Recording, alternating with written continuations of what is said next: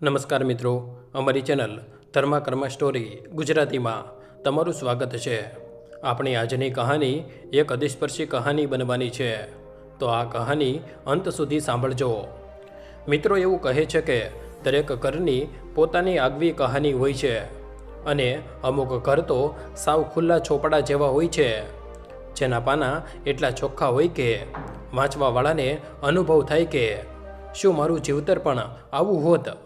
આ વાત છે કુસુમજીની, જે એ ઘરના મુખ્ય આધાર હતા। એમના દીકરાનું નામ પુનિત અને વહુનું નામ પૂજા। બહારવાળા લોકો માટે તો આ ઘર જાણે પ્રેમનું સાક્ષાત મંદિર હતું। ત્યાં પૂજા એની સાસુ કુસુમજીને બિલકુલ માની જેમ ગણતી અને પુનિત પણ એની માની કોઈ વાત ટાળતો નહીં। એ એક મોટી સંસ્થામાં નોકરી કરતો હતો। સવારે 6 વાગે ઉઠીને એ સીધો એની માના રૂમમાં જતો, એમને સુપ્રભાત કહેતો, એમના પગે લાગીને આશીર્વાદ લેતો અને પછી વ્યાયામશાળા બાજુ નીકળી જતો। આ બધામાં પૂજા પોતાનો દિવસ શરૂ કરતી। પણ તમે તો જાણો જ છો કે દરેક છળકતી ચીજ સોનું નથી હોતી અને દરેક સરસ છબી પાછળ કોઈને કોઈક ઝાંખો પડછાયો છંતાયેલો હોય છે। સવારનો વખત હતો। રસોડામાંથી ઘી મસાલાની એવી સુગંધ આખા ઘરમાં આવતી હતી। કુસુમજી રસોડામાં આવ્યા અને સ્મિત સાથે બોલ્યા, વહુ, આજ પરોઠામાં અજમો જરાક વધુ નાખજે। કાલે રાતનું ખાવાનું થોડું ભારે થઈ ગયું હતું। પૂજા જે પહેલેથી જ લોઢી પર પરોઠો બનાવતી હતી તે તરત ફરીને હસતા હસતા બોલી, હા માજી, હમણાં જ નાખી દઉં છું। અને સાંભળો, તમારા માટે આજે કોથમરીની ચટણી પણ બનાવી છે, તમને ખૂબ ભાવે છે ખરું ને? કુસુમજીનો ચહેરો ખુશ થઈ ગયો। તેમણે વહાલથી પૂજાના ગાલ પર હાથ મૂક્યો અને બોલ્યા, સાચું કહું ને વહુ, હું તારી ઉંમરની હતી ત્યારે તારા જેટલી વ્યવસ્થિત બિલકુલ નહોતી। મારા દીકરાના ભાગ્ય સારા છે કે એને તારા જેવી ઘરવાળી મળી। પોતાની સાસુની વાત સાંભળીને પૂજા ધીમા અવાજે બોલી, આ બધું તમારા આશીર્વાદને લીધે છે માજી। એ બંને વાતો જ કરતા હતા ત્યાં પુનિત અંદર આવ્યો। વ્યાયામનો થાક એના મોઢા પર ચોખ્ખું દેખાતો હતો। વાહ, શું વાત છે! બા અને મારી પત્ની બંને રસોડામાં? મને લાગે છે કે મારા નસીબ ખરેખર ખૂબ જોરદાર છે, પુનિતે હસતા હસતા કહ્યું અને જઈને પોતાની માને પાછળથી ભેટી પડ્યો। આ જોઈને કુસુમજી બોલ્યા, અરે હટ બદમાશ, સવાર સવારમાં ચાલુ પડી જાય છે, જા તૈયાર થા, અને કચેરી જવામાં મોડું ન થતું હશે। કુસુમજીએ પ્રેમથી પુનિતને ધક્કો માર્યો અને પુનિતે પૂજા બાજુ જોઈને આંખોથી ઇશારો કર્યો અને પોતાના કામે લાગી ગયો। પૂજા પુનિતને જોઈને પોતાની સાચોને કહેવા લાગી, માજી, તમે આટલું સાચવશો? હું હમણાં આવી। કુસુમજી હસીને બોલ્યા, જા દીકરી, હું જોઈ લઉં છું, તું ચિંતા કર્યા વગર જા। પૂજા ઝડપથી રૂમ બાજુ ગઈ। એના મોઢા પર થોડીક ચમક અને થોડીક શરમ બંને હતી। પૂજા રૂમમાં આવી તો જોયું કે પુનિત પહેરણના બટન બંધ કરી રહ્યો હતો। તે ચૂપચાપ ખાટલા પર બેસી ગઈ। પુનિતે દર્પણમાંથી જ એની બાજુ જોયું અને તરત સમજી ગયો કે પૂજા હજી ગુસ્સામાં છે। એ એની પાસે આવ્યો, એનો હાથ પોતાના હાથમાં લીધો અને ધીમા અવાજે બોલ્યો, યાર, કાલની વાત પર તું હજી સુધી ગુસ્સે છે? મેં કેટલી વાર કીધું કે એ ખાલી કચેરીની એક સાથી કર્મચારી છે, તો જાણે છે કામ માટે વાત કરવી પડે છે। એની વાત સાંભળીને પણ પૂજા કશું બોલી નહીં। આ જોઈને પુનિતે એના ચહેરા પાસે નમીને કહ્યું, જો તું આમ જ ગુસ્સામાં રહીશ તો મારું આજે કચેરી જવાનું મન જ નહીં થાય। મહેરબાની કરીને હવે માની જાને। પૂજાની આંખોમાં પાણી આવી ગયું। એણે ધીમા અવાજે કહ્યું, ભલે, પણ મારા સોગંદ ખાવ કે એ છોકરી સાથે ખાલી કામની જ વાત થાય છે। પુનિતે તરત માથું હલાવ્યું અને હસીને બોલ્યો, તારા સોગંદ? ખોટું કઈ રીતે બોલી શકું? આ સાંભળીને પૂજાના ચહેરા પર પણ થોડું હાસ્ય પાછું આવ્યું। એ જ વખતે રસોડામાંથી કુસુમજીનો અવાજ આવ્યો, વહુ, ચૂલો બંધ કરી દઉં કે તું આવે છે? બંનેએ એકબીજા સામે જોયું અને વગર બોલીએ એક હાસ્ય એમની વચ્ચે ફેલાઈ ગયું. આ જિંદગી આમ જ સુંદર અને ગોઠવાયેલી રીતે ચાલી રહી હતી. ઋતુઓ બદલાઈ રહી હતી અને પછી એક સાંજે ત્રણેય રાતનું ખાવાનું ખાતા હતા. દાળ મખનીની સુગંધ આખા ઘરમાં ફેલાયેલી હતી. કુસુમજી આજે કંઈક ખોવાયેલા લાગી રહ્યા હતા. એ ખાવાનું ખૂબ ધીમે ધીમે ખાઈ રહ્યા હતા. પુનીતે પોતાની માની થાળી બાજુ જોયું અને કહ્યું, માં શું થયું? તેમને દાળ મખની ન ભાવી. પછી પૂજાને જોઈને કહ્યું, પૂજા, દાળમાં કંઈ ઓછું છે? પૂજા તરત બોલી, ના પુનીત, મેં બરાબર એવી જ રીતે બનાવી છે જેવી માજીને ભાવે છે.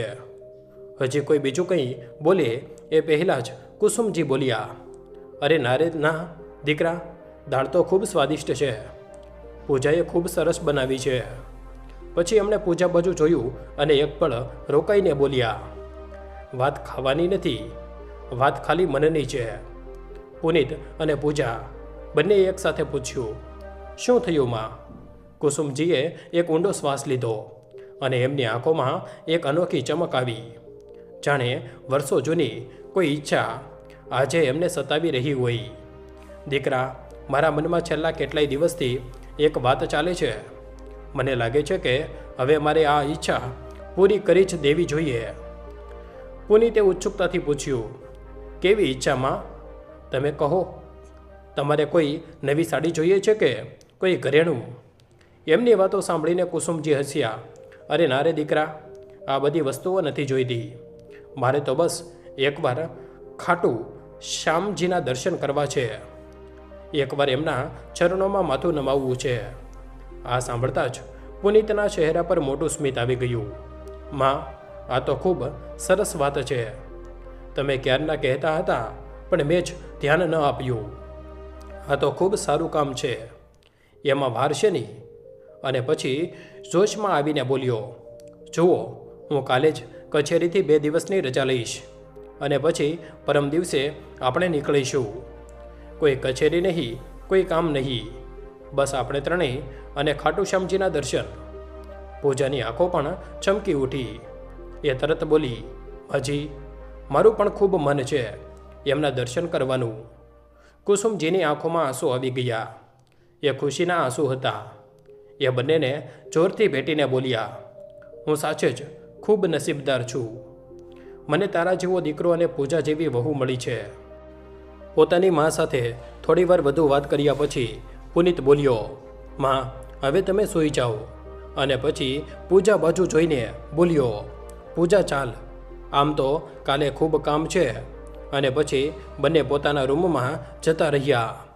દીકરા વહુના ગયા પછી કુસુમજી ખાટલા પર આડા પડ્યા. આંખો બંધ કરીને તેમણે ઊંડો શ્વાસ લીધો.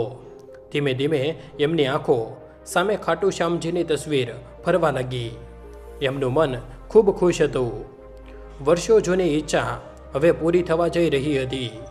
એમના ચહેરા પર સંતોષ અને ખુશીનું હળવું સ્મિત હતું. એમણે મનોમન પોતાની જાતને કહ્યું, સાચે જ હવે મારી ઈચ્છા પૂરી થવાની છે અને આ બધું મારા દીકરા અને વહુના લીધે શક્ય બન્યું છે. બીજા દિવસે પુનીત જલ્દી કચેરી જતો રહ્યો અને 2 દિવસની રજા લઈ લીધી. મનોમન હસતા હસતા એણે ફોન કાઢ્યો અને એક નંબર જોડ્યો. થોડી વાર વાત કર્યા પછી ફોન મૂકતા એણે પોતાની જાતને કહ્યું, બસ બધું એવું જ થવું જોઈએ જેવું મેં વિચાર્યું છે. પછી તે પોતાની ખુરશી પર બેઠો. થોડી વાર સુધી બીજા જ વિચારોમાં ખોવાયેલો રહ્યો.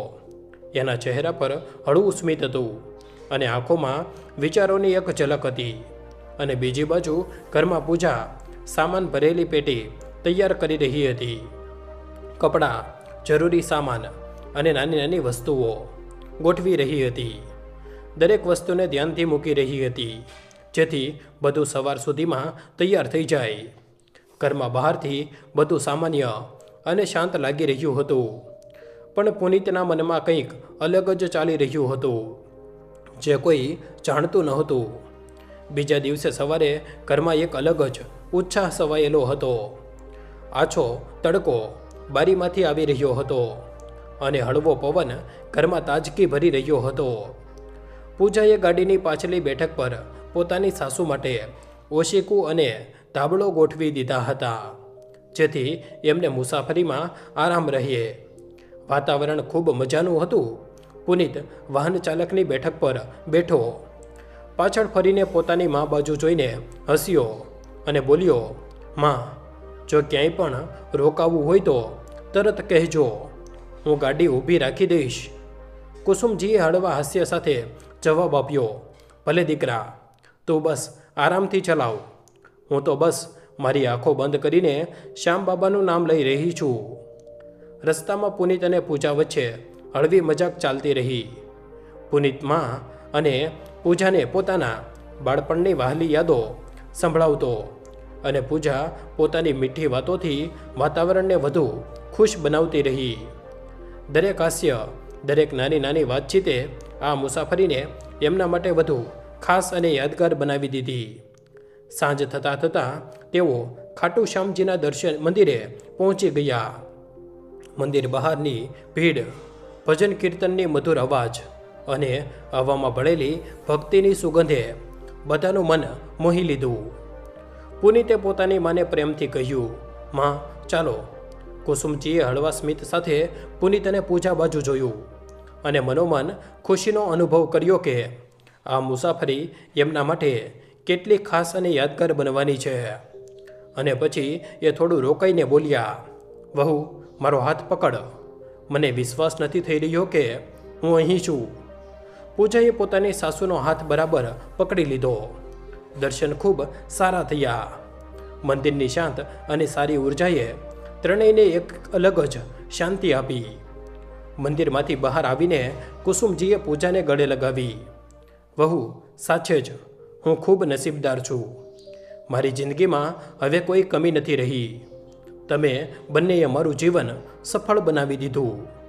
કુસુમજીએ ભાવુક થઈને કહ્યું. એમના શબ્દો એટલા સાચા હતા કે પૂજાની આંખોમાં પણ પ્રેમ અને આભારના આંસુ આવી ગયા. રાત ઘણી થઈ ગઈ હતી. લગભગ 11 વાગી રહ્યા હતા. દર્શન કરીને તેઓ પાછા ઘર માટે નીકળી ચૂક્યા હતા. ધોરીમાર્ગ પર ગાડીઓ ઓછી હતી. એક અજીબ જેવી શાંતિ છવાયેલી હતી, જેને ફક્ત પુનિતની ગાડીની ધીમી ગતિ અને ક્યારેક ક્યારેક દૂરથી આવતા કોઈ ભારે વાહનોનો અવાજ જ તોડતો હતો. કુસુમજી ખૂબ થાકી ગયા હતા. એમને ગાડીમાં જ ઊંઘ આવી ગઈ. ઘણીવાર સુધી ગાડી એમ જ તેજ ગતિથી ચાલતી રહી. પુનિતે પોતાની મા બાજુ જોયું, જે હજી પણ ઊંડી ઊંઘમાં સૂઈ રહી હતી. પછી પૂજા બાજુ જોઈને બોલ્યો, પૂજા, મને ખૂબ તેજ ભૂખ લાગી છે. તેની વાત સાંભળીને પૂજા બોલી, ભૂખ તો મને પણ લાગી છે. પછી થોડીવાર પછી પુનિતે ગાડી એક નાના સાધારણ ભોજનાલય સામે ઊભી રાખી. ભોજનાલય ધોરીમાર્ગથી થોડો અંદરની બાજુ જતો. એ જગ્યા પર વધારે ભીડ નહોતી. પુનિતે ગાડીને થોડી બાજુમાં ઊભી રાખી અને જ્યારે તે ગાડીમાંથી ઉતર્યો તો પૂજા બોલી, પુનિત, માજીને પણ ઉઠાડી દઉં છું, એ પણ કંઈક ખાઈ લેશે. એની વાત સાંભળતા જ પુનિત તરત બોલ્યો, નહીં પૂજા, માં ખૂબ થાકેલી છે, એમને સૂવા દે. હું ગાડીને તાળું મારી દઉં છું. એમને હેરાન નથી કરવા. અને આમ તો આપણે જલ્દીથી ખાઈને આવી જ જઈશું. એમ બોલીને પુનિતે ગાડી બંધ કરી અને પૂજા સાથે ભોજનાલયની અંદર જતો રહ્યો. ભોજનાલયની અંદર આછી પીળી લાઇટ ચાલુ હતી. એક ખૂણામાં જૂનું આકાશવાણી યંત્ર, જેમાં ધીમે ધીમે કોઈ જૂનું ગીત વાગી રહ્યું હતું, જેનો અવાજ બહારની શાંતિ સાથે ટકરાઈને વધુ અજીબ લાગી રહ્યો હતો. અંદર વધારે ભીડ નહોતી. બસ 2-3 વાહન ચાલકો ચૂપચાપ ખાઈ રહ્યા હતા અને વચ્ચે વચ્ચે ઊંઘતો ભોજનાલયનો માલિક ગલ્લા પર બેઠો બીડી સળગાવી રહ્યો હતો. પુનિત અને પૂજા અંદર દાખલ થયા તો બધાની નજર એક પળ માટે એમના પર રોકાઈ ગઈ. પૂજાને થોડો અજુગતો અનુભવ થયો. એણે ધીમા અવાજમાં કહ્યું, પુનિત, ખબર નહીં કેમ અહીં કંઈક અજીબ જેવું લાગે છે. પુનિતે હસતા હસતા એનો હાથ પકડી લીધો. કંઈ નહીં પૂજા, તું ચિંતા ન કર, બસ ખાવાનું ખાઈને તરત નીકળી જઈએ. એક પીરસનારે આવીને ખાવાનો ઓર્ડર લીધો અને જતો રહ્યો. ભોજનાલયની અંદર એક અજીબ જેવી ચૂપકીદી હતી. જાણે બધું સામાન્ય હોવા છતાં પણ સામાન્ય ન હોય. પૂજા વારંવાર બહાર ઊભેલી ગાડી બાજુ જોઈ રહી હતી, જ્યાં કુસુમજી ઊંડી ઊંઘમાં હતા. થોડી જ વારમાં ખાવાનું આવી ગયું. પૂજા ખાવામાં વ્યસ્ત હતી, પણ પુનિત વારંવાર ખિસ્સામાંથી પોતાનો ફોન કાઢીને જોઈ રહ્યો હતો. પૂજાએ ધ્યાન આપ્યું તો પછી પૂછી બેઠી, શું થયું પુનિત? બધું બરાબર તો છે ને? તો કંઈક પરેશાન જેવો લાગે છે.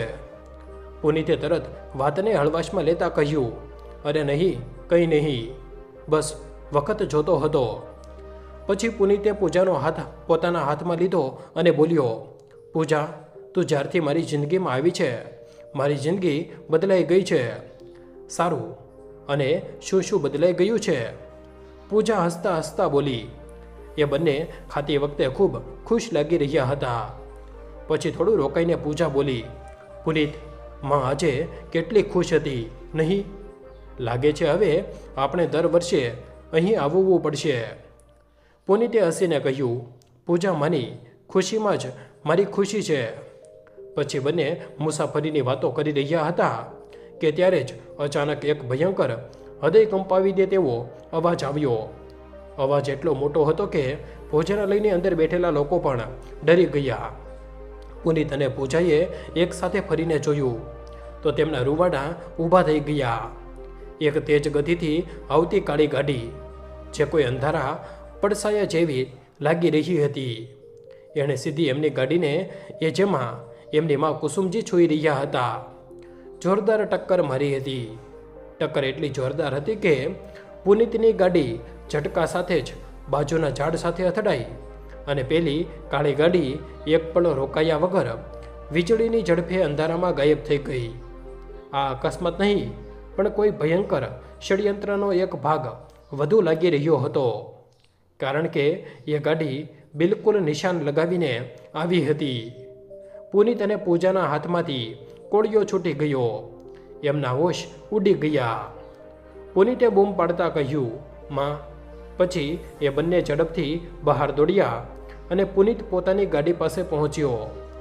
ગાડીનો પાછળનો ભાગ ખરાબ રીતે કચડાઈ ગયો હતો. માં. એ પાગલની જેમ ગાડીનો દરવાજો ખોલવા લાગ્યો, પણ દરવાજો જામ થઈ ગયો હતો. પૂજાનો ચહેરો સાવ લેવાઈ ગયો હતો. એ બૂમો પાડી રહી હતી, પુનિત, જલ્દી કર. પછી એ બૂમો પાડવા લાગી, કોઈ મદદ કરો. ભોજનાલયના લોકો પણ બહાર આવી ગયા હતા, પણ બધા દંગ રહી ગયા હતા. કોઈક રીતે પુનિતે દરવાજો તોડ્યો. અંદરનું દૃશ્ય ખૂબ દુઃખદાયક હતું. એની માં બેઠક પર બેભાન પડી હતી. એમના માથામાંથી લોહી વહી રહ્યું હતું, જે એમના ચહેરા અને સફેદ સાડીને લાલ કરી રહ્યું હતું. માં. પુનિતે એમને હલાવ્યા, પણ કુસુમજી કોઈ જવાબ આપી રહ્યા નહોતા. પુનિતની આંખોમાંથી આંસુ વહી રહ્યા હતા. એણે પૂરી તાકાત લગાવીને એમને બહાર કાઢ્યા અને રસ્તાની બાજુમાં પોતાના ખોળામાં લઈને બેસી ગયો. પૂજા, ગાડી રોકો, આપણે દવાખાને જવું છે. પૂજા ધોરીમાર્ગ બાજુ દોડી, હાથ જોડીને સીચો પાડીને આવતી જતી ગાડીઓને રોકવાનો પ્રયત્ન કરી રહી હતી. અંધારામાં એનો અવાજ ખાલી શાંતિ સાથે ટકરાઈને પાછો આવી રહ્યો હતો. અમુક ગાડીઓ રોકાયા વગર જ નીકળી ગઈ, જાણે એમને કોઈની જિંદગી સાથે કોઈ લેવા દેવા જ ન હોય. આ દૃશ્ય ખરેખર ખૂબ પીડાદાયક હતું.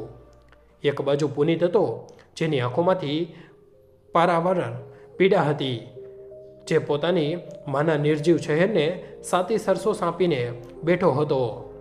બીજી બાજુ પૂજા હતી, જે દરેક ગાડી સામે હાથ ફેલાવીને જાણે પોતાની સાસુની જિંદગીની ભીખ માંગી રહી હોય. એમની ખુશીની દુનિયા એક પળમાં વિખેરાઈ ગઈ હતી. આખરે ભોજનાલયના માલિકે દોડીને પોતાની જૂની જીપ કાઢી અને એમને નજીકના મોટા દવાખાના સુધી પહોંચાડવામાં મદદ કરી. દવાખાને પહોંચતા જ કુસુમજીને તરત તાત્કાલિક સારવાર વિભાગમાં લઈ જવામાં આવ્યા. પુનિત અને પૂજા બહાર ઊભા હતા. એમના કપડા પર લોહીના ડાઘા હતા. એમની આંખોમાં ડર અને આશાની એક ઝલક હતી. ચિકિત્સક બહાર આવ્યા. એમના ચહેરા પર ગંભીરતા હતી. ચિકિત્સકને જોઈને મારી માં કેવી છે? પુનિતે ધ્રુજતા અવાજે પૂછ્યું. ચિકિત્સકે ધીમેથી કહ્યું, જુઓ, ઈજા ગંભીર છે. માથા પર ઘણો ઊંડો ઘા છે અને લોહી ખૂબ વહી ગયું છે. અમે શસ્ત્રક્રિયા કરી દીધી છે, પણ અમે અત્યારે કંઈ કહી શકીએ નહીં. આવતા 48 કલાક ખૂબ મહત્ત્વના છે. તમે પ્રાર્થના કરો. આ સાંભળીને પુનિતના પગ જમીનમાં ખૂંપી ગયા. એ ત્યાં જ ભોંય પર બેસી ગયો. પૂજાએ એને સંભાળ્યો. જોકે એ પોતે સંભાળવાની હાલતમાં નહોતી. પુનિત, રડ નહીં, માજી ઠીક થઈ જશે. શ્યામ બાબાએ આપણને બોલાવ્યા હતા. એ એમને કંઈ નહીં થવા દે. પૂજાએ હિંમત કરીને કહ્યું, પણ એનો અવાજ પણ ધ્રુજી રહ્યો હતો. આગલા 2 દિવસ દવાખાની સફેદ ઠંડી દિવાલો જ એમનું ઘર બની ગઈ હતી.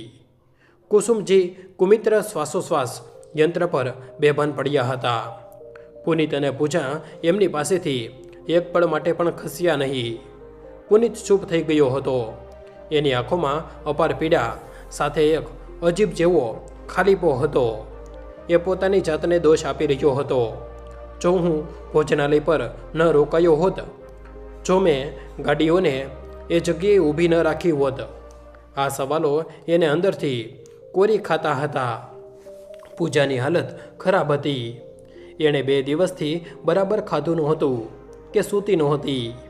એની સાડીની કરચલીઓ અને આંખો નીચેના કાળા કુંડાળા બતાવી રહ્યા હતા કે એના જીવ પર કેટલો મોટો ભાર છે. એ સતત પોતાની સાસુનો હાથ પકડીને બેઠી હતી અને એની આંખોમાંથી આંસુ વહેતા જતા. 3 દિવસ પછી રાતના બરાબર 10 વાગી રહ્યા હતા. દવાખાના રૂમમાં એકદમ શાંતિ હતી. ફક્ત કૃત્રિમ શ્વાસોશ્વાસ યંત્રનો પીપ અવાજ આવી રહ્યો હતો. પુનિત કુસુમજીના પગ પાસે માથું નમાવીને બેઠો હતો અને પૂજા બીજી બાજુ ખુરશી પર બેઠી હતી. ત્યારે જ અચાનક પુનિતના ફોન પર ઘંટડી વાગી. દવાખાનાની શાંતિમાં એ અવાજ ખૂબ મોટો લાગ્યો. પુનિત ચોંકીને ઊભો થયો. એણે ફોન ઉપાડ્યો. પૂજાએ પુનિત બાજુ જોયું અને કહ્યું, કોનો ફોન છે આટલી રાત્રે? એણે ધીમેથી પૂછ્યું. પુનિતે ફોનની સ્ક્રીન બાજુ જોયું. એની આંખોમાં એક પળ માટે એક ડર, એક ગભરાહટ દેખાયો. એક ખૂબ અજીબ જેવી અધીરાઈ. કોઈ નહીં, ખોટો નંબર છે, એણે ફટ દઈને કહ્યું અને ફોન કાપી નાખ્યો. પૂજાને કંઈક અજીબ લાગ્યું. ખોટો નંબર આટલી રાત્રે? પણ એણે વધારે ધ્યાન ન આપ્યું, કારણ કે એનું બધું ધ્યાન એની સાસુ પર હતું. પુનિતે ફોન પાછો ખીચામાં મૂક્યો. તે થોડીવાર શાંત રહ્યો. પછી એણે ઊંડો શ્વાસ લીધો અને પૂજા બાજુ જોઈને બોલ્યો, પૂજા, તું એક કામ કર, ઘરે જતી રહે. આ સાંભળીને પૂજા દંગ રહી ગઈ. ઘરે? નહીં પુનિત, હું માજીને એકલા મૂકીને કઈ રીતે જઈ શકું? હું અહીં જ રહીશ. જો પૂજા, પુનિતે હવે થોડું વધુ જોર દઈને કહ્યું, તે 2 દિવસથી આરામ નથી કર્યો. તારી હાલત ખરાબ થઈ ગઈ છે. જો મને હોશ આવ્યો તો એ તને આ હાલતમાં જોઈને પરેશાન થઈ જશે. ઘરે જઈને આરામ કર. આમ તો ઘરે કોઈ છે પણ નહીં. પણ પુનિત, પૂજા દલીલ કરવા માંગતી નહોતી, પણ એ પોતાની સાસુ પાસેથી જવા પણ માંગતી નહોતી. બસ, હવે વધુ નહીં, હું છું ને અહીં મા પાસે. પુનિતના વારંવાર કહેવા પર પૂજાએ માનવું પડ્યું. એના મનમાં અગણિત સવાલો હતા, પણ એ જાણતી હતી કે પુનિત સાથે અત્યારે કંઈ પણ વાત કરવી નકામી છે. એણે દુઃખી મનથી પોતાની સાસુના હાથને સ્પર્શ કર્યો. આંખોમાં આંસુ સાથે એમની પાસેથી વિદાય લીધી. હું જલ્દી આવીશ માજી, તમે જલ્દી સારા થઈ જશો, એણે દબાયેલા અવાજે કહ્યું. પૂજા દવાખાનામાંથી બહાર નીકળી ગઈ. અંધારી રાતમાં એની પાછળ દવાખાનાની મોટી મોટી દિવાલો હતી અને એના મનમાં પુનિતના અજીબ વર્તન અને એ અજાણ્યા ફોનનો ભાર હતો. મિત્રો, જે ઘરનો પાયો પ્રેમ અને દર્શન પર ટકેલો હતો, આજે એમાં એક તિરાડ પડી ગઈ હતી. એ તિરાડ કોઈ અકસ્માતની નહોતી. એ તિરાડ પુનિતના ફોન પર આવેલી એ અજાણી ઘંટડીની હતી. શું એ અકસ્માત ખાલી એક અકસ્માત જ હતો? જેવી પૂજા મજબૂરીમાં રૂમમાંથી બહાર નીકળી, પુનિતે દરવાજો બંધ કર્યો. દરવાજો બંધ થતાં જ એના શરીર પર તણાવની જે ચાદર હતી તે એકદમ ઢીલી થઈ ગઈ. પુનિતે એક લાંબો ઊંડો શ્વાસ લીધો, જે રાહતનો વધુ હતો, દુઃખનો ઓછો. આ એવો જ શ્વાસ હતો જેવો કોઈ કલાકાર એક લાંબુ નાટક સમાપ્ત થવા પર લે છે. પુનિતે રૂમના ખૂણામાં જઈને પોતાનો ફોન કાઢ્યો. એણે જલ્દીથી એ જ અજાણ્યો નંબર લગાવ્યો જે થોડી વાર પહેલાં આવ્યો હતો. એની આંખો ચતુર અને તેજ હતી અને ચહેરા પર હવે પેલો આદર્શ દીકરાવાળો ભોળાપણ ન હતો. એ ફોન લગાવે એ પહેલાં જ રૂમનો દરવાજો ફરીથી ખુલ્યો. આ ચિકિત્સક હતા જે પોતાના ફેરા પર આવ્યા હતા. એમને જોઈને પુનિતે ઝટ દઈને ફોન પાછો ખિસ્સામાં નાખી દીધો અને ફરીથી દુઃખી દીકરાનો મહોરો પહેરી લીધો. ચિકિત્સક અને ઔપચારિકતા સીધા કુસુમજી પાસે ગયા. એમણે યંત્રોની તપાસ કરી અને ધીમે ધીમે અંદરો અંદર કંઈક વાતો કરી. પુનિત એમના ચહેરાને તાકીને જોઈ રહ્યો હતો. ચિકિત્સક, મારી માને હોશ ક્યારે આવશે? તમે કંઈ કરતા કેમ નથી? પુનિતે પરેશાન અને ગુસ્સાભર્યા અવાજમાં કહ્યું. ચિકિત્સકે શાંતિથી જવાબ આપ્યો, જુઓ પુનિતજી, અમે અમારો પૂરો પ્રયત્ન કરી રહ્યા છીએ. દવાઓ પૂરી તાકાતથી કામ કરી રહી છે, પણ લોહી ખૂબ વધારે વહી ગયું હતું. તમારી માનું હોશમાં આવવું ખૂબ જરૂરી છે. જો સવાર સુધીમાં એમને હોશ ન આવ્યો તો અમારા માટે વસ્તુઓ ખૂબ મુશ્કેલ થઈ જશે. ચિકિત્સકે થોડી સૂચનાઓ આપી અને રૂમમાંથી જતા રહ્યા. પુનિતે દરવાજો બંધ થતાં જોયો અને બરાબર એ જ પળે પુનિતના ચહેરા પર એક અજીબ જેવું સ્મિત આવી ગયું, જાણે ચિકિત્સકની વાતો એના માટે ખરાબ સમાચાર નહીં પણ ખુશીનો સંકેત હોય. પુનિતે ફટાફટ ખિસ્સામાંથી ફોન કાઢ્યો. આ વખતે કોઈ નહોતું જે એને રોકી શકે. એણે ફોન લગાવ્યો. 2 ઘંટડી પછી સામેથી એક સ્ત્રીનો દબાયેલો અવાજ આવ્યો. પુનિત, શું થયું? બધું બરોબર છે? તે એટલી વાર કેમ લગાવી ફોન કરવામાં? પુનિતનો અવાજ એકદમ બદલાઈ ગયો. એ હવે પ્રેમથી ભરેલો હતો, પણ એમાં એક ક્રૂર ઠંડક પણ હતી. હા સુધાપ્રિયે, બધું બરાબર છે, પરંતુ જેવું તું ઈચ્છતી હતી એનાથી પણ સારું થઈ રહ્યું છે. ચિકિત્સકે હમણાં આવીને જણાવ્યું છે કે માના બચવાના આશા હવે ખૂબ ઓછી છે. એમણે કહ્યું છે કે જો સવાર સુધી હોશ ન આવ્યો તો મામલો હાથમાંથી નીકળી જશે. આપણો રસ્તો સાફ થઈ ગયો છે. આ સાંભળતા જ સામેથી હસવાનો એક દબાયેલો અવાજ આવ્યો. ઓ પુનિત, તું સાચે જ મારો નાયક છે. મને ખબર હતી કે તું આ કરી બતાવીશ. પેલો અકસ્માત, શું એ પૂરી રીતે સફળ રહ્યો? પુનિતે ધીમેથી હસતા હસતા કહ્યું, હા વહાલી, જેવી આપણે યોજના બનાવી હતી કોઈ પુરાવો નથી. ભોજનાલયવાળા વિચારતા રહ્યા કે તે જ ગતિમાં આવેલી ગાડીએ ટક્કર મારી. કોઈ નથી જાણતું કે એ એક વિચારી સમજીને કરેલું ષડયંત્ર હતું. પછી પુનિત થોડું રોકાઈને બોલ્યો, ટક્કર તારા માણસે બિલકુલ નિશાન લગાવીને મારી હતી, જેથી ઈજા સીધી એમના માથા પર લાગે. ત્યારે સુધા બોલી, તારી પત્ની પૂજા ક્યાં છે? શું એ હજી પણ ત્યાં જ છે? પુનિતે તરત જવાબ આપ્યો, નહીં પ્રિયે, અને તો મેં ઘરે મોકલી દીધી. બરાબર એ જ પળે જ્યારે પુનિત આ વાત કરી રહ્યો હતો, કુસુમજીના હાથની આંગળીઓ સહેજ અમથી હલી, ખૂબ સહેજ. એમની આંખો બંધ હતી. એમનું મગજ ધીમે ધીમે પાછું હોશ બાજુ આવી રહ્યું હતું. એક ભારે ધુમ્મસ એમના મગજ પરથી હટી રહ્યું હતું અને સૌથી પહેલાં એમના કાનોમાં પુનિતનો અવાજ પડ્યો, હા વહાલી, જેવી આપણે યોજના બનાવી હતી કોઈ પુરાવો નથી.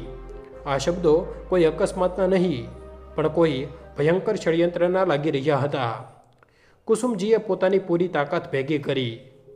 એમણે સાવચેત થઈને સાંભળવાનું શરૂ કર્યું. શરીર બિલકુલ શાંત હતું, પણ અંદરને અંદર એક મોટું તોફાન ઉઠી ચૂક્યું હતું. પુનિત જે હજી પણ ફોન પર વાતો કરી રહ્યો હતો, એ હસતા હસતા બોલ્યો, તો હવે તારી ખુશી પૂરી થઈ ગઈ ને? જમીન, પૈસા બધું આપણું થઈ જશે. મેં તને કહ્યું હતું ને, હું તારા માટે કંઈ પણ કરી શકું છું. હવે પૂજાની કોઈ ચિંતા નથી. બસ એકવાર આ મામલો સમાપ્ત થઈ જાય પછી આપણે આપણી નવી જિંદગી શરૂ કરીશું. આ સાંભળીને કુસુમજીના પગ નીચેથી જમીન ખસી ગઈ. એ વિચારી પણ નહોતા શકતા એમનો પોતાનો દીકરો, જેને એમણે જીવ ભરીને પ્રેમ આપ્યો, જેને દુનિયાની દરેક ખુશી આપી, જેણે જ એમના મોતનું ષડયંત્ર રચ્યું, એ પણ ફક્ત પૈસા અને જમીન માટે. અને એ સ્ત્રી કોણ હતી જેના માટે પુનિતે પોતાની માને મારી નાખવાનો પ્રયત્ન કર્યો? કુસુમજીને પોતાના કાનો પર વિશ્વાસ નહોતો થઈ રહ્યો. એમનું આખું શરીર અંદરથી ધ્રુજી રહ્યું હતું, પણ બહારથી એ શાંત પડ્યા હતા. જો પુનિતને ખબર પડી જાત કે એમને હોશ આવી ગયો છે, તો એ કદાચ એમને બચાવવાને બદલે વધુ નુકસાન પહોંચાડી શકતો હતો. અચાનક એક બીજી વાતે કુસુમજીને અંદર સુધી હલાવી દીધા. પુનિત ફોન પર વાત કરતાં કરતાં બોલ્યો, તું ચિંતા ન કર. પૂજાને ક્યારેય ખબર નહીં પડે કે આ બધું આપણું કરેલું છે. એ ખૂબ માસૂમ છે. અને હા, તારા કહેવા પર જ તો મેં એને ઘરે મોકલી હતી. એ તો હજી પણ માજી કરી રહી હતી. કેટલી ભોળી છે બિચારી. અને આમ કહેતા એ હસવા લાગ્યો. આ સાંભળીને કુસુમજીની બંધ આંગળીઓમાંથી આંસુ વહેવા લાગ્યા. આ આંસુ દુખાવાના નહોતા, પરંતુ પુનિતના ધોખા અને પૂજાની સચ્ચાઈને સમજાવવાના હતા. એમણે હંમેશા પૂજાને એક આદર્શ વહુના રૂપમાં જોઈ હતી, અને આજે એમને ખબર પડી કે સાચે જ પૂજા કેટલી માસૂમ છે અને પુનિત કેટલો ક્રૂર. ત્યારે પુનિત ફરી બોલ્યો, સારું છોડ, તું ચિંતા ન કર. કાલે હું તારી પાસે આવીને મળું છું. આવજે પ્રિય. અને એમ કહીને એણે ફોન મૂકી દીધો. એણે પોતાના કપડાં સરખા કર્યા અને એક ઊંડો શ્વાસ લીધો. આખો રૂમ એકદમ શાંત થઈ ગયો. પુનિત ફરીને કુસુમજી પાસે આવ્યો. એ બેભાન પડ્યા હતા. પુનિતે નમીને એમના માથાને હળવેથી સ્પર્શ કર્યો. એના ચહેરા પર હવે ફરીથી દુખાવાનો ભાવ આવી ગયો હતો. આ ભાવ ખાલી દેખાડાનો હતો કે અંદર ક્યાંક હજી પણ મા માટે થોડો પ્રેમ બચ્યો હતો. એ કહેવું મુશ્કેલ હતું, માં, મને માફ કરી દેજો. એણે ધીમેથી ગણગણાટ કર્યો. એના અવાજમાં માફી ઓછી, ઠંડક વધુ હતી. આ બધું જરૂરી હતું, તમે નહીં સમજો. આ દોલત, આ સંપત્તિ, આ મારા માટે જરૂરી છે. કુસુમજી આ બધું સાંભળી રહ્યા હતા. એમનું હૃદય પીડાથી તૂટી ગયું હતું. જે દીકરાને એમણે પોતાના ખોળામાં રમાડ્યો હતો, આજે એ જ એમના મોતની કામના કરી રહ્યો હતો. હવે એમને એ પણ ખબર પડી ગઈ હતી કે એમનો અકસ્માત નહોતો. એ એક વિચારી સમજીને કરેલું ષડયંત્ર હતું. કુસુમજીએ પોતાના અંદર એક ગજબની શક્તિનો અનુભવ કર્યો. એ હવે કમજોર નહોતા. એ હવે એક એવી માં હતા જે પોતાના દીકરાની ક્રૂરતાથી વાકેફ થઈ ગયા હતા. એમને પૂજાને બચાવવી હતી. એમને સચ્ચાઈ સામે લાવવી હતી. પણ સૌથી પહેલાં એમને પોતાનો જીવ બચાવવાનો હતો. રાત વધુ ઊંડી થતી જતી હતી. સમય ધીમે ધીમે ચાલી રહ્યો હતો. પુનિત થાકી હારીને દવાખાનાના બાકડા પર સૂઈ ગયો હતો. એને શાંતિ હતી, કારણ કે એણે વિચાર્યું હતું કે કામ પૂરું થવા આવ્યું છે. દવાખાનામાં શાંતિ છવાયેલી હતી. રાતના બરાબર 2 વાગી રહ્યા હતા. કુસુમજી જે પૂરી રીતે હોશમાં આવી ગયા હતા, એકદમ શાંત પડ્યા રહ્યા. એ ધીમે ધીમે પોતાના હાથ પગ હલાવી રહ્યા હતા. એમની આંખોમાં હવે આંસુ નહીં, પણ એક સંકલ્પની ચમક હતી. એમના મગજમાં ખાલી 2 વાતો ફરી રહી હતી. જેવું આપણે વિચાર્યું હતું બધું એવું જ થઈ રહ્યું છે અને તારા કહેવા પર જ તો મેં પેલી પૂજાને ઘરે મોકલી દેતી. આ ધોખો એટલો ઊંડો હતો કે એને શબ્દોમાં બયાન ન કરી શકાય. કુસુમજીએ નક્કી કરી લીધું હતું કે એ અહીં વધુ નહીં રોકાય. એમને ડર હતો કે જો પુનિતને એમના હોશમાં આવવાની ખબર પડી ગઈ તો એ કંઈક વધુ ખતરનાક કરી શકે છે. એમની પાસે વખત ઓછો હતો. સવાર થતાં જ પુનિત જાગી જશે. એમણે ખૂબ ધીમેથી પોતાનો હાથ હલાવ્યો અને કૃત્રિમ શ્વાસોશ્વાસ યંત્રના તાર અલગ કર્યા. નસમાં લાગેલી ડ્રીપને પણ હટાવી. દુખાવો ખૂબ હતો, પણ દીકરાના ધોખાનો દુખાવો એનાથી વધુ મોટો હતો. એ ચૂપચાપ પથારીમાંથી નીચે ઉતર્યા. એમના પગ ખૂબ નબળા હતા. માથા પર પટ્ટી બાંધેલી હતી. એમણે ધીમે ધીમે ચાલવાનું શરૂ કર્યું. જેવા એ દરવાજા પાસે પહોંચ્યા એમણે પુનિત બાજુ જોયું. પુનિત બાકડા પર આરામથી સૂઈ રહ્યો હતો. એનો ચહેરો શાંત હતો, પણ કુસુમજી જાણતા હતા કે એ શાંતિ પાછળ એક જીવલેણ તોફાન છુપાયેલું છે. એમની આંખોમાં એક છેલ્લી વાર આંસુ આવ્યા. આ એ દીકરા માટેનો શોખ હતો જે એમની નજરોમાં મરી ચૂક્યો હતો. કોઈ અવાજ કર્યા વગર, કોઈને ખબર પડે એ વગર કુસુમજી રૂમમાંથી બહાર નીકળ્યા. એમણે પરસાળની લાઇટો જોઈ જે ઓછી ચાલુ હતી. એ ધીમે ધીમે ચાલતા રહ્યા. દવાખાનાના સુરક્ષાકર્મી પોતાના ફેરા પર હતા અને કોઈએ એમને ન જોયા. એ દવાખાનાની બહાર જતા રહ્યા. બહાર કાતિલ ઠંડી અને રાતની શાંતિ હતી. કુસુમજીએ પોતાના પર કોઈ ચાદર નહોતી લીધી. એ ખાલી પોતાની સાડીમાં હતા અને એમના માથા પર પટ્ટી બાંધેલી હતી. એમની સામે એક મોટું શહેર હતું, એક અજાણી દુનિયા હતી અને પછી પાછળ એમનો પોતાનો દીકરો જે એમનો દુશ્મન બની ચૂક્યો હતો. આ બાજુ જ્યારે પૂજા રાત્રે ઘરે પહોંચી તો ઘરની ચૂપકીદી એને રડાવી રહી હતી. દરેક ખૂણો એને કુસુમજીની યાદ અપાવી રહ્યો હતો. પુનિતે એને આરામ કરવાનું કહ્યું હતું, પણ શું આવી હાલતમાં કોઈને આરામ મળી શકે? પૂજા સીધી પોતાની સાસુના રૂમમાં ગઈ. એણે એમના રૂમને ધ્યાનથી જોયો. રૂમમાં એક મોટી છબી લાગેલી હતી જેમાં કુસુમજી અને પુનિત હસી રહ્યા હતા. પૂજાની આંખોમાં આંસુ આવી ગયા. માજી, તમે જલ્દી સારા થઈ જાઓ. મને ખબર છે તમે ખૂબ મજબૂત છો. એ રૂમની વચ્ચે બેસીને રડવા લાગી. જ્યારે થોડી શાંત થઈ તો એના મગજમાં ફરીથી પુનિતનું વર્તન ફરવા લાગ્યું.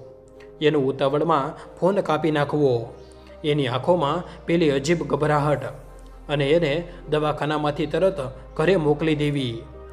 પૂજાના મગજમાં આ બધું ફરી રહ્યું હતું. એ ઊભી થઈ અને પોતાના રૂમમાં આવી. એણે પોતાના ફોનથી પુનિતને ફોન કર્યો. પુનિતે ફોન ઉપાડ્યો કારણ કે ત્યાં સુધીમાં બાકડા પર સૂઈ ગયો હતો. પૂજા વધુ ચિંતામાં પડી ગઈ. એણે વિચાર્યું, જો માજીને હોશ આવ્યો તો મારે તરત ત્યાં હોવું જોઈએ. પૂજાએ પોતાના કપડાં બદલવાનો નિર્ણય કર્યો. એ પોતાના રૂમની પેટી ખોલવા લાગી. ત્યારે એની નજર એક દસ્તાવેજ પર પડી. આ કાગળ જોવામાં તો એકદમ નવો લાગી રહ્યો હતો. એણે એ ખોલીને જોયો તો એ ચોંકી ગઈ. એની અંદર લખ્યું હતું, હું આ ઘર અને બધી દોલત મારી વહુ પૂજાના નામે કરું છું. પુનિતને ફક્ત ગુજરાન માટે થોડું ધન મળશે. એ પોતાની દોલત પોતે કમાઈ, કારણ કે મને ડર છે કે પુનિત ખોટી સોબતમાં પડી ગયો છે અને દોલત એને વધુ બરબાદ કરી દેશે. મારી વહુ જ આ ઘરની અસલી વારસ છે. એમાં તારીખ 1 વર્ષ પહેલાંની હતી. આ વાંચીને પૂજાના હાથ ધ્રુજવા લાગ્યા. એને વિશ્વાસ ન થયો. કુસુમજીએ આ વસિયત 1 વર્ષ પહેલાં લખી હતી. એનો અર્થ એ છે કે એ પહેલાંથી જ પુનિતના વર્તનને જાણતા હતા. અચાનક આખો કોયડો ઉકેલાઈ ગયો. પુનિતનો આટલો પ્રેમ, એ બધો દેખાડો હતો અને હવે આ અકસ્માત. આ સત્ય જાણીને પૂજાની અંદર એક મોટો ગુસ્સો ભૂબકી ઉઠ્યો. એણે હવે સમજાયું કે પેલો અજાણ્યો ફોન શું હતો. પુનિત કોઈ બીજી છોકરી સાથે ફક્ત દોલત માટે પોતાની માને મારવાનું ષડયંત્ર કરી રહ્યો હતો અને એટલે જ એણે મને અહીં મોકલી. પૂજાએ નક્કી કર્યું કે એ પાછી દવાખાને જશે અને માજીને બચાવવા હતા. ભલે પુનિત અને પતિ હતો, પણ કુસુમજીએ એને માનો પ્રેમ આપ્યો હતો અને એ એક નિર્દોષ જીવને મરવા નહીં દે. અને બીજી બાજુ દવાખાનામાં પુનિતની ઊંઘ સવાર થવાના બરાબર પહેલાં ઉડી. એણે તરત ફોન કાઢ્યો અને સમય જોયો. સવારના 4 વાગી રહ્યા હતા. એ રૂમની અંદર ગયો. એણે પોતાની મા બાજુ જોયું. એ હજી પણ બેભાન પડ્યા હતા. પુનિતને આ જોઈને શાંતિ થઈ. પુનિતે એમની પાસે જઈને ફરીથી નાટક કર્યું. માં, જુઓ, હવે તો સવાર થઈ ગઈ. તમે જવાબ કેમ નથી આપતા? મને ડર લાગે છે માં. હું તમારા વગર કઈ રીતે રહીશ? તમે જ તો મારો સાથ છો. એ જોર જોરથી રડવા લાગ્યો, જેથી જો કોઈ ઔપચારિકતા આવે તો એને લાગે કે એ કેટલો દુઃખી છે. પછી પોતાની મા બાજુ જોઈને એ હસ્યો અને મનોમન બોલ્યો, બધું યોજના મુજબ જ થઈ રહ્યું છે. એણે તરત ફરીથી સુધાને ફોન લગાવ્યો અને બોલ્યો, હા પ્રિયે, કામ થઈ ગયું લાગે છે. એ હજી પણ બેભાન છે. સવાર થતાં જ ચિકિત્સક ખાતરી કરશે. હવે હું તારી પાસે આવવા માટે નવરો છું. તે જે જમીન જોઈ હતી એ જલ્દી જ હંમેશા માટે આપણી થશે. એ હજી વાત જ કરી રહ્યો હતો કે ત્યારે જ પૂજા આવી ગઈ. એના ચહેરા પર દુઃખ નહીં, પણ એક મોટો સંકલ્પ અને ગુસ્સો હતો. તું અહીં? તું પાછી કેમ આવી પૂજા? એને જોઈને પુનિત દંગ રહીને બોલ્યો. પૂજાએ પુનિતને ગુસ્સાથી જોયું. હું કેમ ન આવું? માજી મારા પણ માં છે. અને તું અત્યારે કોની સાથે વાત કરતો હતો? પુનિતે જલ્દીથી પોતાની જાતને સંભાળી. હું કોની સાથે વાત કરીશ? જો તું ફરીથી મારા પર શંકા કરી રહી છે, હું તને ખૂબ પ્રેમ કરું છું. એની વાત સાંભળીને પૂજા જોરથી બોલી, પ્રેમ? મારી સાથે કે પેલી છોકરી સાથે, જેના પર તું આજે પણ મરે છે? એનો અવાજ ગુસ્સા અને પીડાથી ભરેલો હતો. પુનિતના હોશ ઉડી ગયા. એનો રંગ ઉડી ગયો હતો. તું શું બકી રહી છે પૂજા? તું પાગલ થઈ ગઈ છે. માની આવી હાલતમાં તું ખોટા આરોપ લગાવી રહી છે. પૂજાએ હાથમાં દબાયેલો વસિયતનો એ દસ્તાવેજ પુનિતની સામે ફેંક્યો. આ શું છે પુનિત? માજી તારા વિશે બધું જાણતા હતા. એ જાણતા હતા કે તું લાલચું છે, એટલે જેમણે બધી દોલત મારા નામે કરી દીધી હતી અને એટલે જ તે એમને મારવાનું ષડયંત્ર રચ્યું. તે મને અહીંથી એટલી જ મોકલી જેથી હું આ બધું જાણી ન શકું. પુનિત સ્તબ્ધ હતો. એ કાગળને જોઈ રહ્યો હતો અને પછી પૂજાના ગુસ્સાવાળા ચહેરાને. એનું બધું નાટક સમાપ્ત થઈ ગયું હતું. પુનિતે એક ઝટકામાં પોતાની જાતને સંભાળી. એ ગુસ્સાથી લાલ થઈ ગયો. એને ખબર હતી કે હવે છુપાવવા માટે કંઈ નહોતું. એ ગુસ્સામાં બોલ્યો, આ મેં જ કર્યું હતું. તું શું કરી લઈશ? એ દોલત મારી હતી. હું એમનો દીકરો છું અને એમણે બધું તારા નામે કરી દીધું. એ મને રસ્તા પર લાવવા માંગતા હતા. અને રહી વાત પહેલાં ફોનની, તો હા, હું એ છોકરીને પ્રેમ કરું છું. એ મને એ બધું આપશે જે તું ક્યારેય નહીં આપી શકે. તું તારી સાથે ખાલી એટલે જ હતો કારણ કે મને લાગતું હતું કે તું એમની આદર્શ વહુ છે અને હવે એ આ દુનિયામાંથી જતા રહ્યા છે. આ દોલત મારી થશે. પુનિત ગુસ્સામાં બૂમો પાડી રહ્યો હતો. પૂજાની આંખોમાં આંસુ આવી ગયા. તું ખોટું બોલી રહ્યો છે. માજી હજી પણ જીવે છે. પૂજાએ રડતા રડતા કહ્યું. ત્યારે પુનિતે હસતા હસતા પથારી બાજુ ઈશારો કર્યો. હા, જીવે છે, પણ કેટલી વાર સુધી? ચિકિત્સકે કહ્યું છે બસ સવાર સુધીનો વખત છે. તું હવે કંઈ નથી કરી શકતી. પૂજા ઝડપથી પથારી બાજુ દોડી.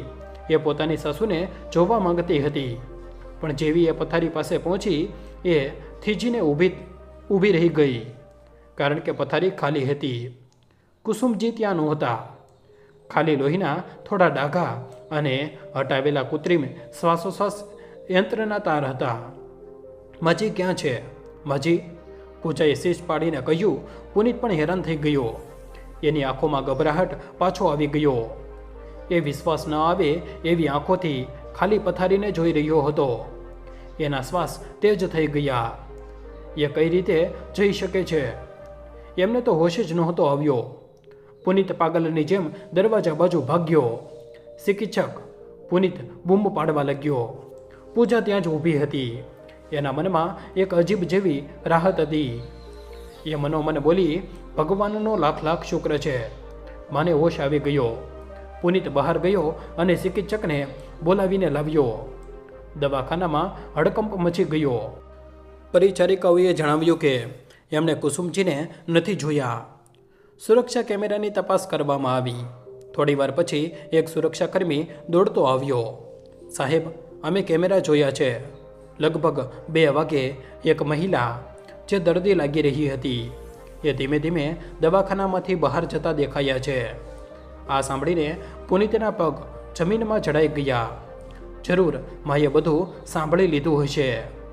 પુનિતને ગુસ્સો આવ્યો. એનું બધું ષડયંત્ર નિષ્ફળ ગયું હતું. એ પોતાની માની પાછળ પાછળ દોડવા માંગતો હતો. એમને શોધવા માંગતો હતો, જેથી એ સચ્ચાઈ કોઈને કહી ન દે શકે. પણ ત્યારે પૂજાએ એક મોટું પગલું ભર્યું. એ સીધી ઊભી થઈ અને પુનિતની સામે આવીને ઊભી રહી. બસ, ખૂબ થયું પુનિત.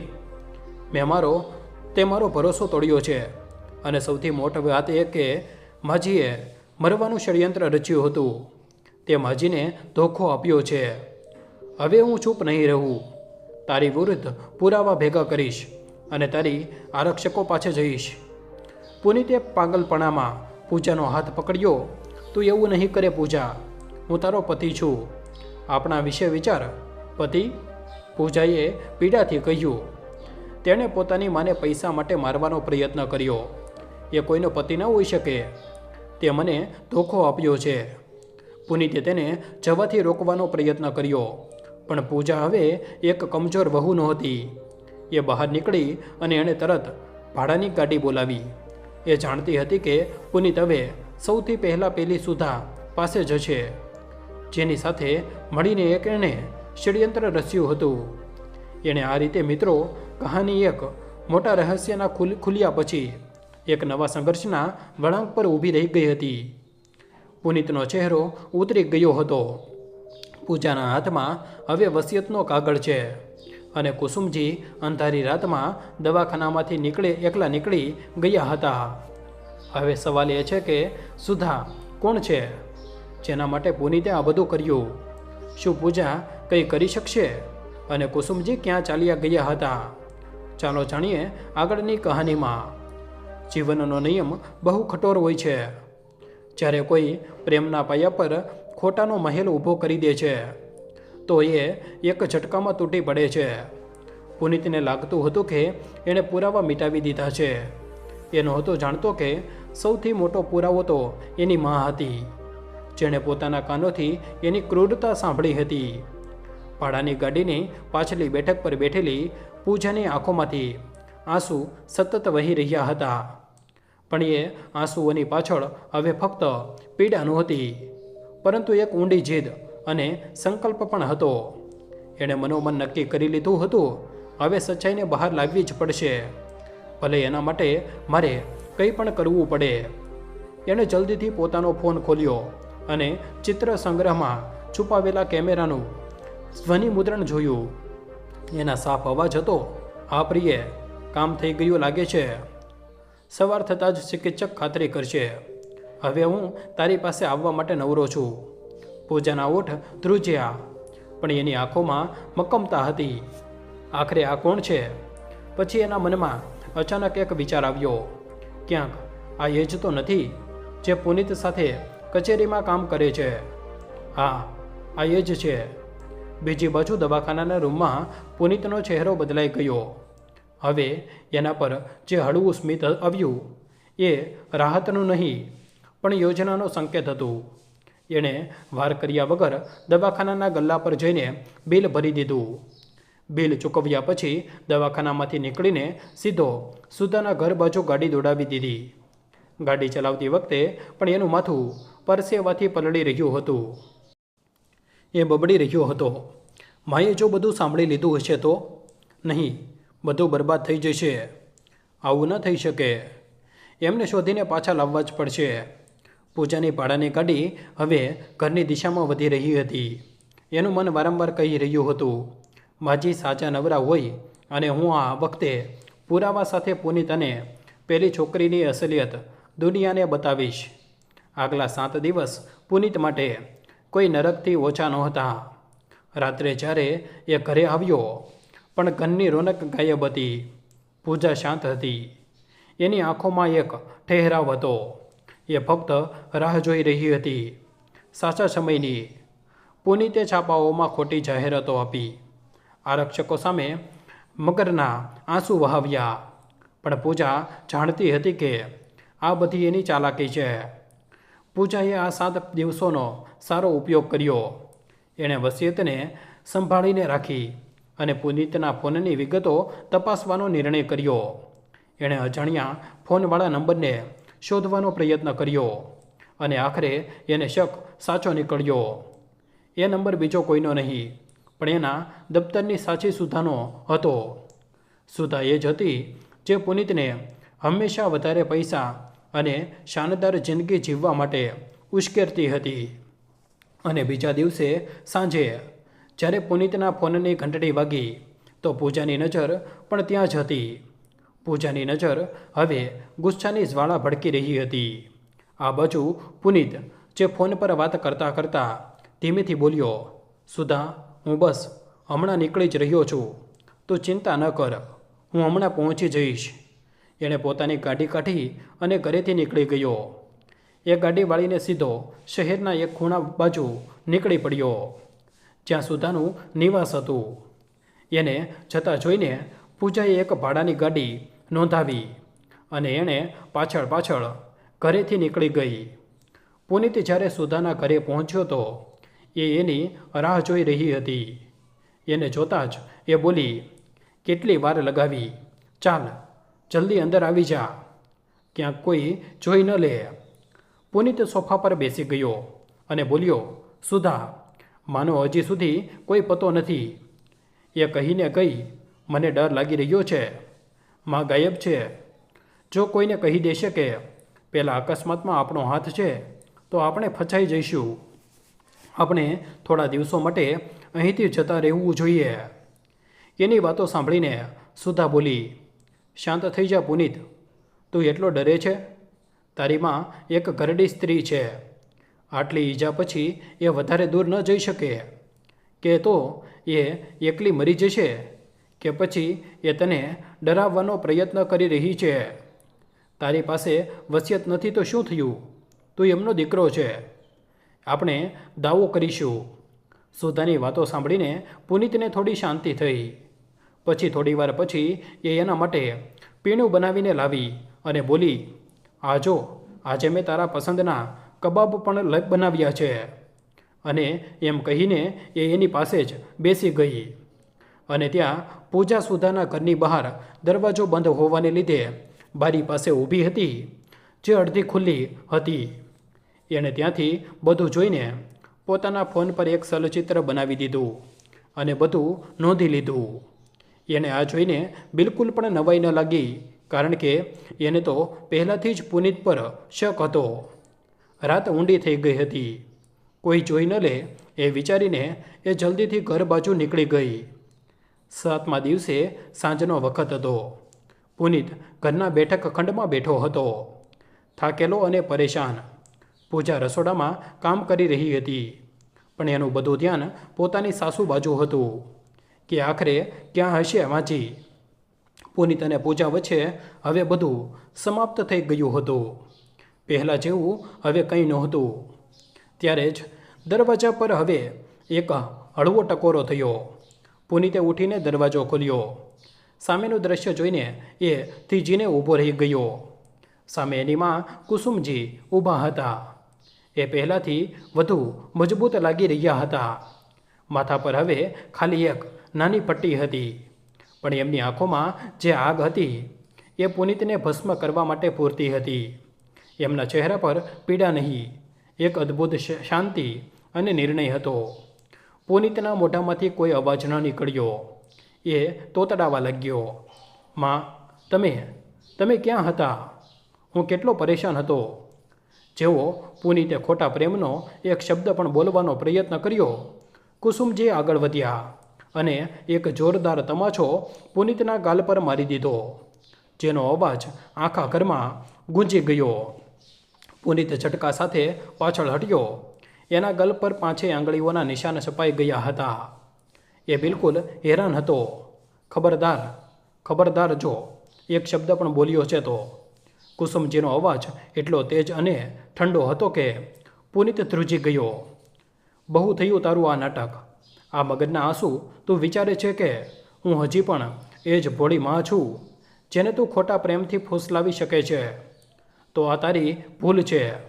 પછી થોડું રોકાઈને બોલ્યો, નીકળી જા મારા ઘરમાંથી આ જ ઘડીએ, નહીં તો મારાથી ખરાબ કોઈ નહીં હોય. હું બધું જાણું છું. પુનિત સમજી ચૂક્યો હતો. એની માએ બધું સાંભળી લીધું હતું. એનો બધો ખેલ સમાપ્ત થઈ ચૂક્યો હતો. ડર અને ગુસ્સાના મિશ્રણે એને પૂરી રીતે બદલી દીધો. પુનિત હવે પોતાના અસલી રૂપમાં આવી ગયો અને ગુસ્સામાં બોલ્યો, જ્યારે તને બધી ખબર જ પડી ગઈ છે તો તું કેમ નથી જતી રહેતી આ ઘરમાંથી? મેં જ ટક્કર મરાવી હતી અને તારી દોલત મારી હતી. તે મને કેમ ન આપી? તે બધું જ આ પૂજાના નામે કરી દીધું. શેના માટે? પૂજાએ આ બધું સાંભળીને રસોડાના દરવાજે ઊભી હતી. હેરાન હતી.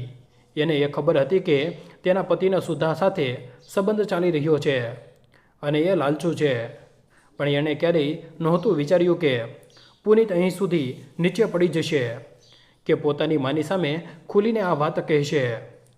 પૂજાનું હૃદય પીડાથી ફાટી ગયું. એણે હિંમત ભેગી કરીને કહ્યું, બસ કરો પુનિત, શરમ આવવી જોઈએ તમને. પોતાની જ માને મારવાનો પ્રયત્ન કર્યો. તમે આટલા નીચે પડી જશો મેં ક્યારેય વિચાર્યું પણ નહોતું. તમે માણસ નથી. પુનિતને પૂજાની આ વાતો તીરની જેમ લાગી. એનો ગુસ્સો પૂજા પર નીકળી ગયો. એણે દોડીને પૂજા બાજુ હાથ ઉપાડ્યો. તું કોણ હોય છે મને કહેવાવાળી? પુનિત હજી પૂજાને તમાશો મારવા જ જઈ રહ્યો હતો કે અચાનક કુસુમજી તોફાનની જેમ આગળ વધ્યા. એમણે પુનિતનો હાથ વચ્ચે જ પકડી લીધો. પુનિતની આંખોમાં ભયંકર ગુસ્સો હતો. તું હિંમત પણ કઈ રીતે કરી શકે છે? કુસુમજીએ પોતાના દીકરાના હાથને ઝટકો આપ્યો અને બીજી જ પળે એક વધુ જોરદાર તમાચો પુનિતના બીજા ગાલ પર મારી દીધો. આ વખતનો અવાજ વધુ તેજ હતો. આ તમાચો ખાલી ગાલ પર નહોતો, એ એના અહંકાર પર પણ હતો, એના લાલચ પર હતો. પુનિત હવે પૂરી રીતે ગભરાઈ ગયો. એનો ચહેરો લાલ થઈ ગયો હતો. એ બિલકુલ બેહેબાક થઈ ગયો હતો. એ કુસુમજીને ધક્કો મારીને બહાર ભાગવા માંગતો હતો. માં, તમે શું કરી રહ્યા છો? તમે મને મારી રહ્યા છો. પુનિત પાગલની જેમ બૂમો પાડવા લાગ્યો.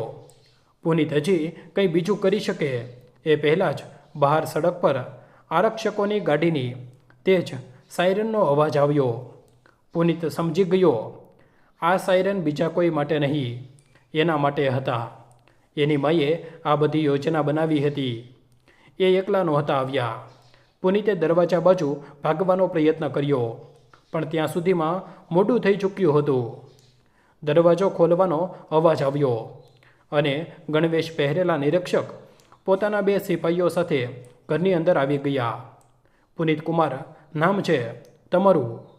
અમે તમને જીવલેણ હુમલા અને હત્યાના પ્રયત્નના ગુનામાં ધરપકડ કરીએ છીએ.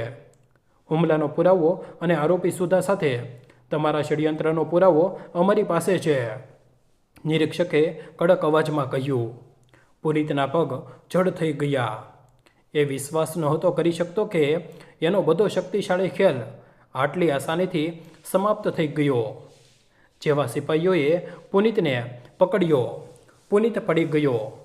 એણે પોતાના અંતિમ હથિયારનો ઉપયોગ કર્યો અને એ હતા એના ખોટા આંસુ.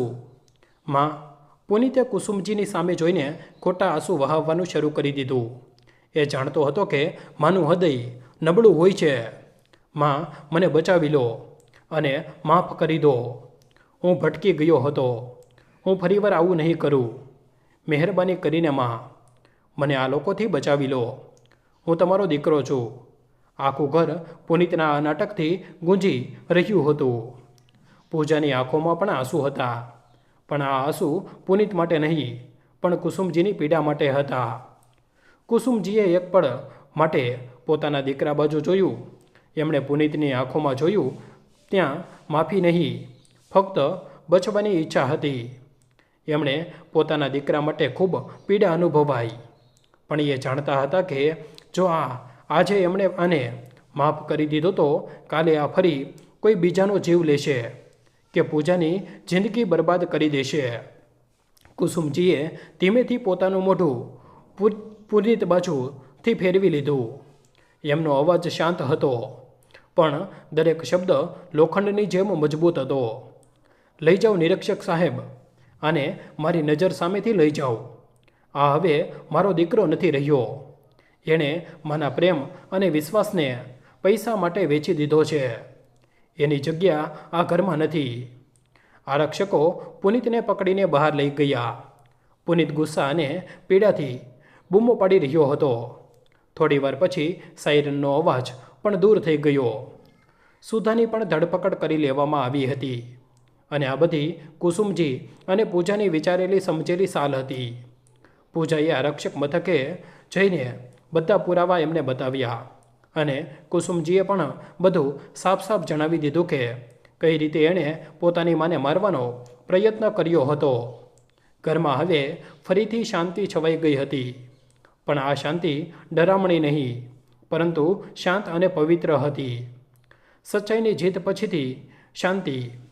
પૂજા ભૂમિ પર બેસીને રડી રહી હતી. એના આંસુ લગ્ન તૂટવાના, પ્રેમ મરવાના અને સચ્ચાઈ સામે આવવાની પીડાના હતા.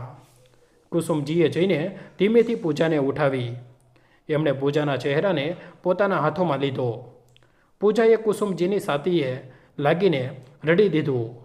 માજી, આ બધું કેમ થયું? પૂજાએ રડતા રડતા પૂછ્યું. કુસુમજીએ પૂજાને ગળે લગાવી. આ ગળે મળવું વહુ અને સાસુનું નહીં, બે પીડિત માણસોનું હતું, જે હવે એકબીજાનો સાથ બની ગયા હતા. કુસુમજીએ પોતાના આંસુ લૂછ્યા અને પૂજાના માથા પર હાથ ફેરવ્યો. ચૂપ થઈ જા મારી દીકરી, રડ નહીં. આ બધું થવું જરૂરી હતું. ખોટાનો અંત થવો જ જોઈતો હતો. એમણે પૂજાને પોતાની બાહોમાં ભરી લીધી. પછી એ ધીમેથી બોલ્યા, અને એમના શબ્દો આ કહાનીનું અંતિમ અને સૌથી મોટું સત્ય હતા. તું એવું જ સમજતી કે તું એકલી છે. તે આ ઘરને સાચા પ્રેમથી પ્રાપ્ત કર્યું છે, અને તે જ મને આજે બચાવી છે. હવે તારી આ સાસુમાં નહીં. કુસુમજીનો અવાજ ઊંડો થઈ ગયો. તેમણે પૂજાની આંખોમાં સીધું જોયું. તારી આ સાસુ જ હવે તારી અસલી માં છે. તારી માં જે હંમેશા તારી સાથે રહેશે. તું મારી દીકરી છે. પૂજા, અને આ ઘરમાં હવે ફક્ત આપણે મા દીકરીઓ રહીશું.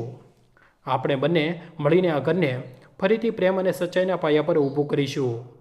પૂજાની આંખોમાંથી અંતિમવાર આંસુ વહી નીકળ્યા. આ આંસુ પીડાના નહીં, પરંતુ એક નવા સાચા સંબંધના જન્મના હતા. એની સાસુમાઈએ આજે એને પોતાની દીકરી માની લીધી હતી. હવે એમની જિંદગીમાં ખુશીઓ જ ખુશીઓ હતી. બીજી બાજુ જેલની કોટડીમાં ચારે બાજુ અંધારું અને શાંતિ હતી. ફક્ત લોખંડના સળિયામાંથી આવતો આછો પ્રકાશ પુનિતના ચહેરા પર પડી રહ્યો હતો. એના વિખેરાયેલા વાળ, સૂજેલી આંખો અને થાકેલા શરીરથી સાફ દેખાઈ રહ્યું હતું કે છેલ્લા કેટલાક દિવસોમાં એણે ચેનની એક પણ રાત નથી ગુજારી. પુનિત ભૂમિ પર બેઠો હતો. એના માથા પર હાથ હતા. એના હોઠ ધ્રુજી રહ્યા હતા, અને આંખોમાંથી સતત આંસુ પડી રહ્યા હતા. એ બબડી રહ્યો હતો, મેં આ શું કરી દીધું માં? મેં તમને જ ઈજા પહોંચાડી. પૂજા, મેં તારા ભરોસાને તોડ્યો. મેં બધું જ બરબાદ કરી દીધું, બધું જ. ક્યારેક એ દિવાલ પર મુક્કા મારતો તો ક્યારેક સળિયા સાથે માથું અથડાવીને રડી પડતો. પાસે ઊભેલો પહેરદાર ઠંડી નજરથી જોઈ રહ્યો હતો. એના માટે આ બસ એક વધુ કેદીની કડવી કહાની હતી. પુનિતને હવે દરેક પળે પોતાની માની આંખોમાં જોયેલો તિરસ્કાર યાદ આવતો હતો, જ્યારે એમણે કહ્યું હતું કે હવે મારો દીકરો નથી રહ્યો. એ શબ્દો એના હાથમાં સુધીને વીંધી ચૂક્યા હતા. કાશ એ દિવસે હું લાલચમાં આંધળો ન થયો હોત. કાશ સુધાની ખોટી વાતોમાં ન આવ્યો હોત. આજે મારું પણ ઘર હોત, માની દુઆઓ મારી સાથે હોત અને પૂજા પણ મારી સાથે હોત. પણ હવે બધું સમાપ્ત થઈ ચૂક્યું છે. સત્ય સામે આવી ચૂક્યું છે. સંબંધો તૂટી ચૂક્યા છે અને મારું નામ હંમેશા માટે અપરાધીઓની યાદીમાં નોંધાઈ ચૂક્યું છે. આંખોમાંથી આંસુ વહેતા એ બોલ્યો, પ્રેમ અને દોલત બંને ખોઈ દીધા મેં. હવે રહી ગઈ છે તો ફક્ત એકલતા અને મારો બાપ. સળિયાની બહાર સવારના કિરણો ફૂટી રહ્યા હતા, પણ પુનિતની જિંદગીમાં હવે ક્યારેય અજવાળું નહીં આવવાનું હતું. અને મિત્રો, આ રીતે લાલચ અને ધોખાની કહાનીઓ અંત સાચા પ્રેમ અને વિશ્વાસની જીતથી થયો. પુનિતે વિચાર્યું હતું કે એ પ્રેમનું નાટક કરીને દોલત કમાઈ લેશે, પણ એ ભૂલી ગયો કે સૌથી મોટી દોલત તો સંબંધોમાં હોય છે. કુસુમજી અને પૂજાનું બંધન એક ખોટા સંબંધમાં તૂટવા પછી વધુ મજબૂત થઈ ગયું હતું. પુનિતની કાયરતા અને લાલચે એને જેલ સુધી પહોંચાડી દીધો, પણ કુસુમજી અને પૂજાનું સાહસ, એમનો પ્રેમ અને સત્યની તાકાત હંમેશા ઘર અને સંબંધોમાં રોશની જાળવી રાખી. જિંદગીમાં મુશ્કેલી કેમ ન હોય, ખોટું અને છળથી ક્યારેય સ્થાયી સફળતા નથી મળતી. અસલી દોલત, અસલી શક્તિ અને અસલી ખુશી કેવળ પ્રેમ, વિશ્વાસ અને ઈમાનદારીમાં હોય છે. તમને આ કહાની કેવી લાગી? જો સારી લાગી હોય તો લાઈક કરો અને ચેનલના સભ્ય જરૂર બનો. મળીએ છીએ આવી જ એક બીજી રસપ્રદ કહાનીમાં. ત્યાં સુધી પોતાનું અને પોતાનાઓનું ધ્યાન રાખો. જય શ્રી કૃષ્ણ. આભાર.